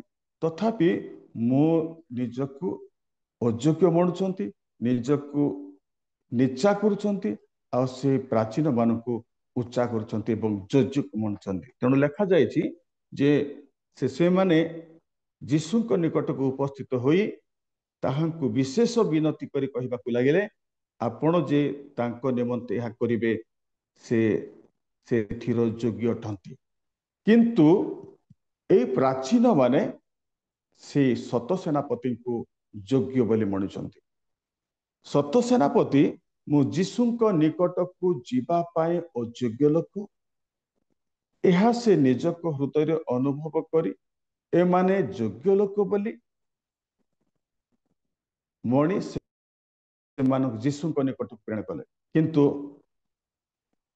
धन्य ए सत सेनापति जीवन सकल विषय ए प्राचीन केतक प्राचीन माने गले एवं ए सत सेनापतिंकर गुण सत सेनापतिंकर समस्त कार्य तांकर समस्त आचार व्यवहार तार समस्त विषय जीशुक निकट प्रकाश करछंती कौन प्रकाश करछंती जे से माने विनती करी कहिबाकु लागिले जीशुक निकट रे से माने विनती करी कहउछंती आपण जे ताहांक निमंते एहा करिवे से थिर योग्य अटंती प्रेज द लॉर्ड प्रभु को धन्यवाद दिए जे एक सत सेनापति द्वारा आमने नितांत भाव में शिक्षा पाइबा निहाती आवश्यकता अटे कारण जड़े एते महान लोक जे कि सत सेनापति जड़े अधिकार प्राप्त लोक तथापि तांको जीवन रे केतेक गुण विषय आम देखा पारुचु से निज दास को प्रिय पात्र करुछंती दासन को प्रिय पात्र करिबा जे समस्त द्वारा संभव हो पारिबो नाही जहांको ठारे नम्रतार गुण जहांको ठारे प्रभु विषयक भय गुण थिबो जहांको ठारे जे प्रकृत भाव रे प्रभु को भय करी जीवन यापन काटुथिबे एवं निजको उच्चा करी दास हेले है जे अन्य मानकु प्रेम भाव करुथिबे से लोक जे दास को प्रिय पात्र करंती तो लेखा जायछि ए सत सेनापति विषय रे प्राचीन माने जीशुक निकट को जाई यह से प्रकाश करछंती से एक योग्य लोक से जड़े योग्य लोक कारण से आम मानक जाति को प्रेम करंती से विजातीय हेले है से जिहुदी मानक कौन करछंती प्रेम करुछंती प्राचीन माने केतक प्राचीन माने जीशुक निकट को जाई यह से प्रकाश करछंती एक सुंदर विषयटी प्रकाश करछंती जीशुक निकट रे से योग्य अटंती अवश्य से निजको अयोग्य बोली मनुछंती किंतु आमे तांकर विषय प्रकाश कर से जड़े योग्य लोक अटंती कारण आम जाति को प्रेम करंती द्वितीयतः वो आपे आम मान निमंते समाज गृह तोली दे प्रभु को धन्यवाद दिए से आम जाति को प्रेम करंती एवं समाज गृह मध्य जे तोली दे अछंती से जीशु ताहांको सांगरे गले आ से घरर अल्प दूर उपस्थित हुअन्ते सत सेनापति बंधु मानक पठाई ताहांको कहिले प्रभु कष्ट करंतु नाही कारण आपण जे मो घरे पाद पकाइबे मु एपरि योग्य नुहे ନିଜକୁ ପ୍ରକୃତ ଭାବରେ ପରମେଶ୍ୱରଙ୍କ ବାକ୍ୟ ଲେଖାଯାଏ ଯେଉଁମାନେ ନିଜକୁ ଉଚ୍ଚା କରନ୍ତି ପ୍ରଭୁ ସେମାନଙ୍କୁ ନିଚା କରିବେ, କିନ୍ତୁ ଯେଉଁମାନେ ଯେ ଆପଣାକୁ ନିଚା କରନ୍ତି ପ୍ରଭୁ ଯଥା ସମୟରେ ସେମାନଙ୍କୁ ଉଚ୍ଚା କରିବେ। ପ୍ରଭୁଙ୍କୁ ଧନ୍ୟବାଦ ଦିଏ ଯେ ଏଇ ସତ ସେନାପତି ଯେତେବେଳେ ଯୀଶୁ ଯାଉଛନ୍ତି ଯେ ବନ୍ଧୁମାନଙ୍କୁ ପଠାଇ ତାଙ୍କୁ କହିଲେ ପ୍ରଭୁ କଷ୍ଟ କରନ୍ତୁ ନାହିଁ, କାରଣ ଆପଣ ଯେ ମୋ ଘରେ ପାଦ ପକାଇବେ ମୁଁ ଏପରି ଯୋଗ୍ୟ ନୁହେଁ। ପ୍ରଭୁଙ୍କୁ ଧନ୍ୟବାଦ ଦିଏ ଯେ ସତ ସେନାପତିଙ୍କର ଏକ ସୁନ୍ଦର ଗୁଣ। ପ୍ରିୟ ପ୍ରଭୁଙ୍କ ଲୋକମାନେ, ଏକ ସୁନ୍ଦର ଗୁଣ ଯୋଉଟା କି ଯେ ଇସ୍ରାଏଲ ମାନଙ୍କ ଠାରେ ମଧ୍ୟ ଏପରି ବଡ଼ ବିଶ୍ୱାସ ଦେଖି ନାହିଁ ଯୀଶୁ ପ୍ରକାଶ କରୁଛନ୍ତି। ଏଟା ଲେଖାଯାଇଛି ମୋ ଘରେ ଯେ ପାଦ ପକାଇବେ ମୁଁ ଏପରି ଯୋଗ୍ୟ ନୁହେଁ। ପ୍ରକୃତ ଭାବରେ ସତ ସେନାପତି ହେଲେ ଯେ ଆପଣଙ୍କୁ କେତେ ନମ୍ର କରୁଛନ୍ତି, ଆପଣଙ୍କୁ କେତେ ପ୍ରଭୁଙ୍କ ନିକଟକୁ ଯିବା ପାଇଁ ଭୟ କରୁଛନ୍ତି, ଆଉ ଲୋକମାନଙ୍କୁ ସେ ଉଚ୍ଚା କରୁଛନ୍ତି, ଆଉ ଲୋକମାନଙ୍କୁ ସେ ଯୋଗ୍ୟ ମଣଉଛନ୍ତି, କିନ୍ତୁ ସେ ନିଜକୁ ଅଯୋଗ୍ୟ ବୋଲି ଭାବୁଛନ୍ତି। ଅନେକ ସମୟରେ ଆମେ ବିଶ୍ୱାସ ଜୀବନରେ ନିଜକୁ ମୁଁ ଏପରି ଯୋଗ୍ୟ ଲୋକ ବୋଲି ଆମେ ଭାବିଥାଉ, କିନ୍ତୁ ପ୍ରଭୁ ସମସ୍ତଙ୍କର ହୃଦୟ, ସମସ୍ତଙ୍କ ମନ, ସମସ୍ତ ଚିନ୍ତା ଭାବନା, ସମସ୍ତ ବିଷୟ ଜାଣିବା ପରମେଶ୍ୱର। କାରଣ ପ୍ରକୃତ ଭାବରେ ପରମେଶ୍ୱରଙ୍କର ବାକ୍ୟ ଆମମାନଙ୍କୁ ଯେ ପ୍ରତିଧ୍ୱନି କରେ ଯେଉଁମାନେ ନିଜକୁ ନିଚା କରନ୍ତି ପ୍ରଭୁ ସେମାନଙ୍କୁ ଯଥା ସମୟରେ ଯେ ଉଚ୍ଚା କରିବା ପରମେଶ୍ୱର। ଦିନକର ଘଟଣା ଯେ ପ୍ରଭୁ ଯୀଶୁ ଖ୍ରୀଷ୍ଟଙ୍କ ଶିଷ୍ୟମାନଙ୍କ ସହିତ ଶିଷ୍ୟମାନେ ଯେତେବେଳେ ଆଉ କିଏ ବଡ଼ ଏହା ସେମାନେ ଚିନ୍ତା କରୁ ପ୍ରଭୁ ଯୀଶୁ ଖ୍ରୀଷ୍ଟ ସେମାନଙ୍କୁ କହିଲେ ଯେ ଜଣେ ଛୋଟ ପିଲାଙ୍କୁ ପାଖକୁ ଡାକି ଆଣି ସେମାନଙ୍କ ଆଗରେ ଠିଆ କରାଇ କହିଲେ ଯେ ତୁମ୍ଭେମାନେ ନମ୍ର ନହେଲେ ତମେ ଈଶ୍ୱରଙ୍କ ରାଜ୍ୟ ଦେଖିପାରିବ ନାହିଁ, ପ୍ରବେଶ କରିପାରିବ ନାହିଁ। ପ୍ରକୃତ ଭାବରେ ଜଣେ ଖ୍ରୀଷ୍ଟ ବିଶ୍ୱାସୀଙ୍କ ଜୀବନରେ ନମ୍ରତା ଗୁଣ ଯେ ଅନେକ ଲୋକ ଆମେ ଦେଖିବାକୁ ପାରୁଛୁ ଯେ ନିଜକୁ ବଡ଼ ବୋଲି ଭାବନ୍ତି, ଅନ୍ୟମାନଙ୍କୁ ନିଚା କରନ୍ତି। ତେଣୁ ପରମେଶ୍ୱରଙ୍କ ବାକ୍ୟ ଆମମାନଙ୍କୁ କୁହେ ପ୍ରେମଙ୍କ ଲୋକମାନେ ଯେ ଏଇ ସତ ସେନାପତିଙ୍କର କାର୍ଯ୍ୟ ଦ୍ୱାରା ଆମ୍ଭେମାନେ ନିତାନ୍ତ ଭାବରେ ଯେ ଶିଖିବା ଆବଶ୍ୟକତା। ସତ ସେନାପତି ବନ୍ଧୁମାନଙ୍କୁ ପଠାଇ ତାଙ୍କୁ କହିଲେ ପ୍ରଭୁ କଷ୍ଟ କରନ୍ତୁ ନାହିଁ, କାରଣ ମୁଁ ଆପଣ ଯେ ମୋ ଘରେ ପାଦ ପକାଇବେ ମୁଁ ଏପରି ଯୋଗ୍ୟ ନୁହେଁ, ତେଣୁ ମୁଁ ଆପଣଙ୍କ ନିକଟକୁ ଯିବାକୁ ଯୋଗ୍ୟ ମଣିଲି ନାହିଁ। ପ୍ରିୟଙ୍କ ଲୋକମାନେ, ଯୀଶୁଙ୍କ ନିକଟକୁ ଯିବାକୁ ମଧ୍ୟ ସେ ନିଜକୁ ଯୋଗ୍ୟ ମଣିଲେ ନାହିଁ, କିନ୍ତୁ ପଦେ ଆଜ୍ଞା କରନ୍ତୁ ମୋର ଦାସ ସୁସ୍ଥ ହବ। ପ୍ରଭୁଙ୍କୁ ଧନ୍ୟବାଦ ଦିଏ। ବହୁତ ବଡ଼ ବିଷୟ ଏଠି ଆମେ ଦେଖିବାକୁ ପାରୁଛୁ ଯେ କାରଣ ଖ୍ରୀଷ୍ଟିଆନ ଜୀବନରେ ନିହାତି ଭାବରେ ଏକ ନମ୍ରତା ଗୁଣ ରହିବା ଆବଶ୍ୟକତା ଅଟେ। ତେଣୁ ପରମେଶ୍ୱରଙ୍କ ବାକ୍ୟ ଲେଖାଯାଇଛି ଯେ ଜ୍ଞାନରେ ଗର୍ବ କର ନାହିଁ, ଧନ ବଢିଲେ ଗର୍ବ କର ନାହିଁ। ଅନେକ ବିଷୟ ଯେ ଧନରେ, ଜ୍ଞାନରେ, ବୁଦ୍ଧିରେ ଯଦି ଆମେ ବଢି ଯାଉଛୁ ସେଥିରେ ଗର୍ବ କର ନାହିଁ। ଯେକୌଣସି ବିଷୟ ଯଦି ଆମେ ବଢୁଛି ଅହଙ୍କାର ହେଇଯାଏ, ଗର୍ବ ହେଇଯାଏ, ଆମେ ଅନ୍ୟମାନଙ୍କୁ ନିଚା ଦେଖିଥାଉ, ଅନ୍ୟମାନଙ୍କୁ ତୁଚ୍ଛ ଜ୍ଞାନ କରିଥାଉ, ଅନ୍ୟମାନଙ୍କୁ ଆମେ ଛୋଟ ଚକ୍ଷୁରେ ଦେଖିଥାଉ। କିନ୍ତୁ ଏଇ ସତ ସେନାପତି ତାର କେତେ ଧନ ସମ୍ପତ୍ତି ଅଛି, ଆଉ 100 ଜଣ ମାନଙ୍କ ଉପରେ ସେ ଅଧିକାରୀ ପ୍ରାପ୍ତ ଲୋକ, ତଥାପି ସେ ନିଜକୁ ଯୋଗ୍ୟ ମଣୁନାହାନ୍ତି। ଲେଖାଯାଇଛି ଏଣୁ ମୁଁ ଆପଣଙ୍କ ନିକଟକୁ ଯିବାକୁ ଯୋଗ୍ୟ ମଣିଲି ନାହିଁ। ପ୍ରିୟ ପ୍ରଭୁଙ୍କ ଲୋକମାନେ, ଅନେକ ଆମମାନଙ୍କ ଜୀବନରେ ଜାଗତିକ ଭାବରେ କେତୋଟି ବିଷୟ ବଢିଗଲେ ଗର୍ବ ବଢି ଯାଉଅଛି। ଜାଗତିକ ଭାବରେ କେତୋଟି ବିଷୟ ଆମମାନଙ୍କର ବଢିଗଲେ ଅହଙ୍କାର ବଢି ଯାଉଛି। किंतु एही लोक जीवन रे प्रिय लोक माने जहाँ जिते जहाँ बढ़ी जड़े सत सेनापति तथापि से आपणा को नंबर कर योग्य मड़िली नाही यहाँ परमेश्वर निकट प्रभु कृष्ण ठारे से प्रकाश कर पदे आज्ञा करंतु मोहर दास सुस्थ हम। प्रिय लोक माने प्रभु को धन्यवाद दिए पवित्र धर्मशास्त्र जे आदिरु प्रकाशित पर्यंत परमेश्वर को वाक्य केवल आम को शिखा कह जाए आम मैंने कौन सब शिखा तेणु गोटे विषय तार माथ्यू आम देखा पार्छु 11 मु पढ़ी मोहर ज्वाली आपणा आपणा उपरे घेन पुणी मो निकटरू शिख कारण मु मृदुशील और नम्रचित आउ तुम्हें माने आपणा आपणा आत्मारे विश्राम पाइब।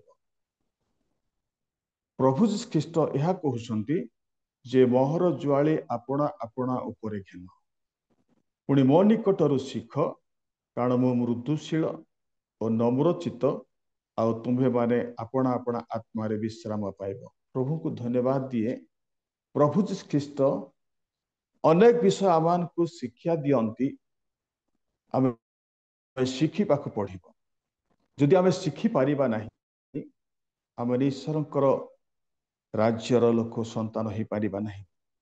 तेणु कौन सबू प्रभु आमान को शिखौंती प्रिय लोक माने आम ए दासों द्वारा अनेक विषय आम शिखा पारुचु से दास सेना आम सेमती थिला किंतु आम नथिले भी किछि हेबो नै बोली कहि परिबानी। तेणु लेखा जाइछि माथ्यू 5 अध्याय जे 4 मु पढ़िबे 3 पढ़िबे आत्मारे दिनहीन लोक धन्य कारण स्वर्ग राज्य से मानक अनेक विषय शिक्षणीय विषय आम शिखा पढ़ब आम हाँ क्रिस्टियान ही अच्छु किंतु प्रभु यीशु ख्रीष्ट कहले जे मोहर ज्वाली आपणा आपणा उपरे घेन एवं मो ठारू शिख कारण मु मृदुशील नम्रचित नम्र नहेले प्रभु ए विषय आम शिखाती जे कौन कौन शिखाती जे से मृदुशील नम्रचित एठी अनेक गुड़े शिक्षणीय विषय आम को लेखा जाइछि आम नितांत भाव जे ए समस्त शिखिबा दरकार। से सत सेनापति अनेक विषय शिखिथिले किंतु आमान को जीवन रे आमने कौन सब शिखिछु प्रियपंक लोक माने लेखा अछि आत्मारे दिन लोक धन्य कारण स्वर्ग राज्य से मानकर यह गोटे शिक्षणीय विषय। प्रभु ख्रीष्ट यह शिख बोली कहूनांती अवश्य से गोटे विषय एमती प्रकार प्रकाश करचंती आमे शिखिबा को पड़िब कौन शिखिबा को पड़िब आत्मारे दीनहीन लोक धन्य ताबारे आत्मा बढ़िबा आत्मा गर्वी आत्मा अहंकारी आम अनेक समय केते बेले कौन सब बढ़ी जाए आम बहुत गर्व करि थाओ अहंकारी हे थाओ आत्मा बढ़िबा हे थाओ सोना गहना जदि पिंधि थाओ ताहा आम कौन कर छाती फुले देखई थाओ मो परी लोक कहीं ना मोठू धनशाली लोक कहीं ना मोर धन सहित तुम समान हो पार कि मो बल सहित तुम समान हो पार एमती कथा मैंने कही था किंतु धन्य जो माने कि जे शिखी कौन जेते जहाँ जागतिक भाव विषय बढ़िले हैं आत्मारे दिनहीन लोके धन्य कारण मु किछि ना हाँ प्रभु मते धन संपद देछंती घर देछंती सब किछि देछंती किंतु तांको आत्मारे जतिया से निजको नम्र नम्रतार सहित दिन सहित दिनहीन भाव से जेपरि जीवन जापन काटे लेखा जाइछि जे जो माने धन अच्छी से धन नथिला लोक परि हेउ लेखा जाइछि से माने कारण स्वर्ग राज्य से मानकर एमिति विषय गुड़ाक आम शिखा पढ़ा प्रिय लोक माने ए सत सेनापति जहा जहा करुचंती जे अति शिक्षणीय विषय से आत्मा बढ़िमा किछि तांको जीवन रे नाही से निजकु केते अधिकार प्राप्त हेले हैं से निजकु कोन करचंती नम्र करचंती आत्मा रे दिनहीन होचंती कारण सेमाने धन्य बोली कहा जाए कारण स्वर्ग राज्य से मानकर आ गोटे शिक्षणीय विषय आ से 5 अध्याय देखा पार्छु शोकार्त लोक धन्य कारण से माने सांत्वना प्राप्त लोक प्राप्त हेबे नम्र लोके धन्य कारण से माने पृथ्वीर अधिकार हेबे प्रभु को धन्यवाद दिए जे नम्र लोके धन्य कारण से माने पृथ्वीर अधिकार हेबे एठी अनेक गुड़िए विषय आमे देखा पार्छु प्रियपंक लोक माने 7 अध्याय लिखा अछि पदरे दयालु लोके धन्य कारण से माने दया प्राप्त हेबे दयालु लोके धन्य से माने दया प्राप्त हेबे ए अनेक गुड़िए विषय आमे एठी देखा पार्छु आमे शिखिबाकू पढ़िबो प्रियपंक लोक माने ओ सत सेनापति एमिति थिला ओ प्रभु को धन्यवाद दिए जे सत सेनापति एमती नम्रता थिला जे तांको दासों को प्रिय पात्र करिथिला आ प्राचीन मानक मध्य से कौन करथिला उच्चा करुथिला से निजकू नम्र अयोग्य मणि पड़थिला आमे ए कथा न कहू किंतु आमे ए कथा कहू से निजकू तांको द्वारा आमे शिखिबा पड़िबा निजकू आमे अयोग्य मणु प्रभु मु किछि नाही तेणु माथ्य पुस्तक रे लेखा जाइछि प्रभु लोक माने परमेश्वर को वाक्य कुहे जे समस्त कार्य कला परे मु अयोग्य मु जहा कर्तव्य ताहा मु करि अछि परमेश्वर को निकट एमती प्रकाश करबा दरकार आमे छोट विषय करि थाउ बहुत बड़ बड़ विषय कार्य को आमे कोन करि थाउ करिछु बोली कहि थाउ किंतु अनेक लोक बहुत बड़ बड़ कार्य करंती मु किछि नाही आज्ञा मो नम्रतार विषय से माने कहंती तेणु प्रभु को धन्यवाद दिए प्रभु लोक माने परमेश्वर को वाक्य मान कुहे जीशु निजे यह प्रकाश करती मोहर ज्वाली आपणा आपणा उपरे घेन पुणी मो निकटर शिख कारण मु बुद्धुशील और नम्र चित आ तुम्हें माने आपण आपण आत्मा रे विश्राम पाइब आपण आपण आत्मा रे विश्राम पाइबा हेले बुद्धुशील हेबा दरकार यह शिक्षणीय विषय परमेश्वर को वाक्य रे अनेक विषय गुड़ाक आमे शिखिबाकू दरकार प्रियपंक लोक माने आमे देखुछु पवित्र धर्मशास्त्र रे जे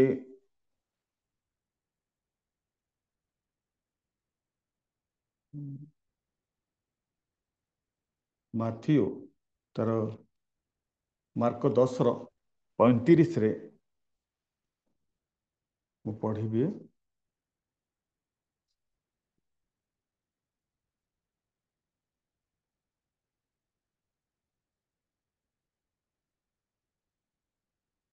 काम करि न थाओ अनेक विषय आमे चिंता करि थाओ शिक्षणीय विषय लेखा अछि परे जबती को पुत्र माने जाकुब ओ जहर तांको छामु को आसी कहिले हे गुरु आम्भ मानक इच्छा जे आम्भे माने आपणक ठारू जहा किछि मागिबु ताहा आम्भ मानक पाए आपण करंतु तो से सेमान को कहिले पचारले मु आपण मानक पाए कोन करबी बोली तुम्हानी इच्छा करूअछ से माने ताहाको कहिले आपण महिमा प्राप्त हेले जेपरी आम्भ मानक मध्यरु जणे आपणक दक्षिण पार्श्वरे अन्य जनक वाम पार्श्वरे बसिबे आम्भमानक एही बर दियंतु किंतु जीशु सेमान को कहिले तुम्हाने कोन मागुअछ ताहा जानु नाहो मु जेपरी मु जेउ पात्र रे पान करूअछि सेथिरे कि तुम्हे माने पान करि पार अबा मु जेउ बाप्तिस्म रे बाप्तिजित हुअछि सेथिरे कि तुम्हे माने बाप्तिस्म होई पार से माने ताहांको कहिले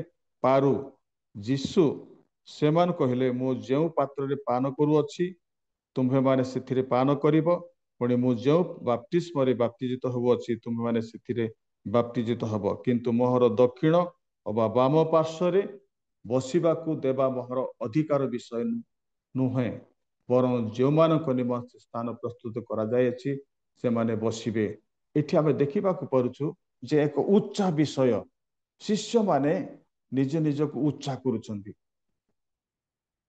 ए 12 जन मानक भितरु जे जाकुब जहन से माने जे प्रभु तुमे महिमा प्राप्त हेले आमे जेपरी तुम्हारी दक्षिण रे एवं वाम रे आमे बसिबाकू पारिबो जीशु से मान कहउछंती मु जेउ पात्र रे पान करिबाकू जाउछ सेथिरे कि तुमे पान करिवो आ मु जेउ बाप्तिस्म रे बाप्तिजित हेबाकू जाउछ तुम माने कि सेथिरे बाप्तिजित हेबाकू पारिबो से माने कहले आमे पारु तथापि जीशु से मान को ए कथा कहउछंती तुमे करि पारिबो सत कथा किंतु ଯେ ମୋର ଦକ୍ଷିଣରେ ଏବଂ ବାମରେ ବସିବାର ଦେବାର ମୋହର ଅଧିକାର ବିଷୟ ନୁହେଁ, ବରଂ ଯେଉଁମାନଙ୍କ ନିମନ୍ତେ ସ୍ଥାନ ପ୍ରସ୍ତୁତ କରାଯାଇଛି ସେମାନେ ବସିବେ। ପ୍ରଭୁଙ୍କୁ ଧନ୍ୟବାଦ ଦିଏ, କାରଣ ଏମାନେ ଯେ ଉଚ୍ଚା ଭାବୁଛନ୍ତି, ଆସନରେ ଉଚ୍ଚା କରିବା ପାଇଁ ବସିବାକୁ ଚାହୁଁଛନ୍ତି, କିନ୍ତୁ ଯୀଶୁ ସେମାନଙ୍କୁ କହୁଛନ୍ତି ଯେ ଯେଉଁମାନଙ୍କ ପାଇଁ ମୋର ଅଧିକାରର ବିଷୟ ନୁହେଁ, ବରଂ ଯେଉଁମାନଙ୍କ ନିମନ୍ତେ ସ୍ଥାନ ପ୍ରସ୍ତୁତ କରାଯାଇଛି ସେମାନେ ବସିବେ। ତଳ ପଦକୁ ଲେଖାଯାଇଛି ଅନ୍ୟ ଦୋଷ, ସେଥିରେ ଯୀଶୁ ସେମାନଙ୍କ ପାଖକୁ କହିଲେ ଯେଉଁମାନେ ବିଜାତି ମାନଙ୍କ ଶାସନ ରୂପେ ଗଣିତ ସେମାନେ ସେମାନଙ୍କ ଉପରେ କର୍ତ୍ତୃତ୍ୱ କରନ୍ତି, ଆଉ ସେମାନଙ୍କର ମହାନ ବ୍ୟକ୍ତିମାନେ ସେମାନଙ୍କ ଉପରେ କର୍ତ୍ତୃତ୍ୱ କରନ୍ତି, ଏହା ତୁମେମାନେ ଜାଣ। କିନ୍ତୁ ତୁମମାନଙ୍କ ମଧ୍ୟରେ ସେ ପ୍ରକାର ନୁହେଁ, ମାତ୍ର ତୁମମାନଙ୍କ ମଧ୍ୟରେ ଯେ କେହି ମହାନ ହେବାକୁ ଇଚ୍ଛା କରେ ସେ ତୁମମାନଙ୍କ ସେବକ ହେଉ, ପୁଣି ତୁମମାନଙ୍କ ମଧ୍ୟରେ ଯେ କେହି ପ୍ରଧାନ ହେବାକୁ ଇଚ୍ଛା କରେ ସେ ସମସ୍ତଙ୍କର ଦାସ ହଉ। ପ୍ରଭୁଙ୍କୁ ଧନ୍ୟବାଦ ଦିଏ ଯେ ଦାସ ହେବା ଅର୍ଥାତ୍ ନମ୍ର କରିବାର ବିଷୟ ପ୍ରଭୁ ଖ୍ରୀଷ୍ଟ ଏଠି ପ୍ରକାଶ କରୁଛନ୍ତି। ଆମେ ଦେଖିବାକୁ ପାରୁଛୁ ପ୍ରଭୁଙ୍କ ଲୋକମାନେ ସତ ସେନାପତି ଯେଉଁଭଳି ଭାବରେ ନିଜ ଦାସଙ୍କୁ ଯେ ସେ ପ୍ରିୟ ପାତ୍ର ବୋଲି ଭାବୁଛନ୍ତି ଏବଂ ପ୍ରାଚୀନ ମାନଙ୍କୁ ଯୋଗ୍ୟ ମଣୁଛନ୍ତି, ନିଜକୁ ଅଯୋଗ୍ୟ ବୋଲି ଭାବୁଛନ୍ତି। ପ୍ରଭୁଙ୍କ ନିକଟକୁ ଯାଉଛନ୍ତି ଏବଂ କହୁଛନ୍ତି ପ୍ରଭୁ ମୁଁ ଯୋଗ୍ୟ ନୁହେଁ, କିନ୍ତୁ ଏଇ ପ୍ରାଚୀନ ମାନେ ଯୋଗ୍ୟ ଅଟନ୍ତି, ମୁଁ ଯୋଗ୍ୟ ନୁହେଁ। ପ୍ରଭୁଙ୍କ ଲୋକମାନେ ଆମେ ଅନେକ ବିଷୟ ଏଠି ଶିଖିବାକୁ ପଡୁଛୁ ଯେ ପ୍ରକୃତ ଭାବରେ ଆମେ ନିଜକୁ ନମ୍ର କରିବାର ବିଷୟ ଆମେ ଶିଖିବା ଆବଶ୍ୟକତା। ଶିଷ୍ୟମାନେ ସେଇଦିନ ଯେ ଆସନରେ ବସିବା, ଦକ୍ଷିଣରେ ବାମରେ ବସିବା ପାଇଁ ସେମାନେ ଯୀଶୁଙ୍କ ନିକଟରେ ଆବେଦନ କରୁଛନ୍ତି, କିନ୍ତୁ ପ୍ରଭୁ ଯୀଶୁ ଖ୍ରୀଷ୍ଟ ସେମାନଙ୍କୁ ଏକ ସୁନ୍ଦର ଶିକ୍ଷା ଦେଉଛନ୍ତି। ଆଉ ଯେଉଁମାନେ ମହାନ ହେବାକୁ ଇଚ୍ଛା କରୁଛନ୍ତି ସେମାନେ ସେବକ ହୁଅନ୍ତୁ, ଦାସ ହୁଅନ୍ତୁ, ଦାସ ହୁଅନ୍ତୁ, ଏହା ଶିଖିବାକୁ ପଡିବ। ପ୍ରଭୁ ଯୀଶୁ ଖ୍ରୀଷ୍ଟ ସେଇଦିନ ସେମାନେ କହୁଛନ୍ତି ଯେ ମୁଁ ନମ୍ରଚିତ ଏବଂ ମୃଦୁଶୀଳ, ମୋ ଠାରୁ ଶିଖ, এই ବିଷୟ ନ ଶିଖିଲେ ତୁମେ ବିଶ୍ରାମ ପାଇପାରିବ ନାହିଁ, এই ବିଷୟ ନ ଶିଖିଲେ ତୁମେ ବିଶ୍ରାମ ପାଇପାରିବ ନାହିଁ। ତେଣୁ ଆତ୍ମାରେ ଦିନ ହେଲେ ଲୋକେ ଧନ୍ୟ, କାରଣ ସ୍ୱର୍ଗ ରାଜ୍ୟ ସେମାନଙ୍କର। ଅତି ଗୁରୁତ୍ୱପୂର୍ଣ୍ଣ ବିଷୟ ଗୁଡାକ ଆମମାନଙ୍କ ଜୀବନରେ ଆମେ କରିପାରୁନା। ଅନେକ ବିଷୟ ଆମେ କରିପାରୁଛୁ, କରିପାରିବା ମଧ୍ୟ, କିନ୍ତୁ ଆତ୍ମାରେ ଦିନ ହେବ ବିଷୟ, এই ଶିକ୍ଷଣ ବିଷୟ ଅନେକ ସମୟରେ ଅନେକଙ୍କ ଜୀବନରେ ଦେଖାଯାଉନାହିଁ। ଆଉ ସେବକ ବିଷୟ ଅନେକଙ୍କ ଜୀବନରେ ଦେଖାଯାଉନାହିଁ। ଯୀଶୁ ଖ୍ରୀଷ୍ଟ ଶିଷ୍ୟମାନଙ୍କୁ এই କଥା କହିଲେ ଯେ ତୁମେ ଯଦି ମହାନ ହେବାକୁ ଇଚ୍ଛା କରୁଛ ତୁମେ ସେବକ ହୁଅ ଏବଂ ଦାସ ହୁଅ। ଏହା ଆମମାନଙ୍କ ଜୀବନରେ ଶିଖିବା ନିହାତି ଦରକାର। ଅନେକ ବିଷୟ ଶିଖିବା ଆମମାନଙ୍କର କର୍ତ୍ତବ୍ୟ। ତେଣୁ ଲେଖା ଅଛି କାରଣ ମୁଁ ପରାଧୀନ ମନୁଷ୍ୟ ହେଲେ ସୁଦ୍ଧା ମୋହର ଅଧୀନରେ ସୈନ୍ୟମାନେ ଅଛନ୍ତି, ଆଉ ମୁଁ ଜଣକୁ ଯାଅ କହିଲେ ସେ ଯାଏ, ଅନ୍ୟକୁ ଆସ କହିଲେ ସେ ଆସେ, ପୁଣି ମୋହର ଦାସମାନଙ୍କୁ ଏହା କର କହିଲେ ସେମାନେ ତାହା କରନ୍ତି। ଯୀଶୁ ସମସ୍ତ କଥା ଶୁଣି ତାହାଙ୍କ ବିଷୟରେ ଚମତ୍କୃତ ହେଲେ, ଆଉ ବୁଲି ପଡ଼ି ତାହାଙ୍କ ପଛରେ ଆସୁଥିବା ଲୋକମାନେ କହିଲେ ମୁଁ ତୁମମାନଙ୍କୁ କହୁଅଛି ଇସ୍ରାଏଲ ମଧ୍ୟରେ ସୁଦ୍ଧା ଏତେ ବଡ଼ ବିଶ୍ୱାସ ପାଇନାହିଁ। ପ୍ରଭୁଙ୍କୁ ଧନ୍ୟବାଦ ଦିଏ। ଯୀଶୁ ହୃଦୟ ମନ ବିଷୟ ସମସ୍ତ ଜାଣିବା ପରମେଶ୍ୱର। ଏମାନେ ଯେ ସାକ୍ଷ୍ୟ ଦେଇଦେଲେ ସେ ଜଣେ ଯୋଗ୍ୟ ଲୋକ ବୋଲି ଅଟନ୍ତି ବୋଲି ସାକ୍ଷ୍ୟ ଦେଲେ, ସେଥିରେ ପରମେଶ୍ୱର ଚମତ୍କୃତ ହେଇନାହାନ୍ତି। ପରମେଶ୍ୱର ହୃଦୟ ମନ ସମସ୍ତ ବିଷୟ ଜାଣିବା ପରମେଶ୍ୱର। ଆମେ ବାହିକ ଭାବରେ ଦେଖିଥାଉ, କିନ୍ତୁ ସଦାପ୍ରଭୁ ପରମେଶ୍ୱର ପ୍ରଭୁ ଅନ୍ତରର ବିଷୟ ଜାଣିବା ପରମେଶ୍ୱର।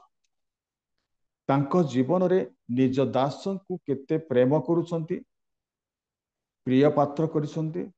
ପ୍ରକୃତ ଭାବରେ ଆମମାନଙ୍କ ଜୀବନରେ ଆମେ ଯଦି ଚିନ୍ତା କରିବା ଯୀଶୁ ଖ୍ରୀଷ୍ଟଙ୍କର ଆମେ ପ୍ରିୟ ପାତ୍ର ହେଇଅଛୁ କି? ଯୀଶୁ ଖ୍ରୀଷ୍ଟଙ୍କର ଏକ ପ୍ରିୟ ପାତ୍ର ହେଇଅଛୁ। ଏଇଠି ଅନେକ ବିଷୟ ଆମେ ଦେଖିବାକୁ ପାରୁଛୁ।